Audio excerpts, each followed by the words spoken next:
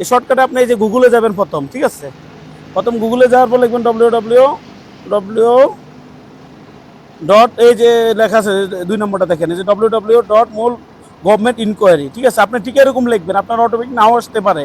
এরকম লেখার পরে প্রথমে এটা টাচ করবেন, টাচ করবেন প্রথম যে পেজটা যে আরবি, ঠিক আছে? প্রথম একদম উপরটাতে টাচ করবেন, ঠিক আছে? টাচ করার পর এই যে এখানে বর্ডার নাম্বার, আকামা নাম্বার, পাসপোর্ট নাম্বার, আপনি এখানে শর্টকাটে আকামা নম্বর দিয়ে চেক করতে পারবেন, একদম শর্টকাটে, কোনো কিছু লাগবে না। এখানে যাবেন, যাবার আপনার আকামা নাম্বার দিয়ে দেবেন। আমাদের আকামা নাম্বার একটা আমি দিয়ে দিচ্ছি এখানে। যে আকামা নম্বর দেওয়ার পরে আপনি এখানে নিচে যাবেন, এই যে ভেরিফিকেশন যে কোডটা আছে না, ক্যাপচার কোডটা আপনি এভাবে এখানে দিবেন, ঠিক আছে? 041 এরকম রিচার্জে দিবেন। দেওয়ার পরে এই যে দেখেন নিচে আসবেন, নিচের পরে যে ডিটেলস দেখছেন, ডিটেলস যে অন দা জব যদি থাকে, এখানে অন দা জব যদি থাকে তাহলে আপনার এটা হুরুপ নাই। আর যদি এখানে অ্যাবসেন্ট জব থাকে তাহলে বুঝবেন কোম্পানি আপনাকে হুরুপ দিয়েছে বা কেস দিয়েছে, ঠিক আছে? এটি হচ্ছে। আসসালামু আলাইকুম, কেমন আছেন সবাই? আশা করি প্রত্যেকেই ভালো আছেন। তো মেসেজটা দেওয়ার একটাই কারণ, সেটা হলো আপনারা অনেকেই অনুরোধ রাখছেন, আর আপনাদের মেসেজের উত্তর এটাই।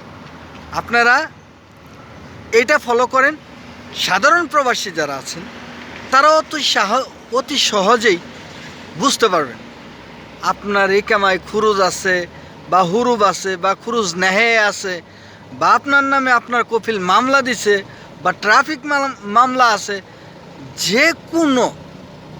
যে কোনো সমস্যা আপনার ইকামাতে আছে, ইনশাল্লাহ এই ভাই যেভাবে দেখাইলো আমার ভাই, তো ওনার মতো সেম কাজগুলা আপনারা করে চেক করে তারপরে আপনারা ধরা দেওয়ার চিন্তা ভাবনা করবেন।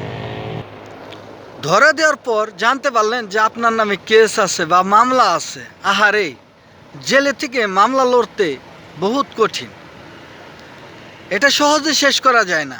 এর জন্যই বলবো যে আপনারা যারা জানতে চান যে ভাই আমি ধরা দিব বা আমার ইকামাতে কোনো সমস্যা আছে কি না, সেটা আমি কিভাবে বুঝবো, আপনাদের জন্যই সবার মানে উত্তর এটা।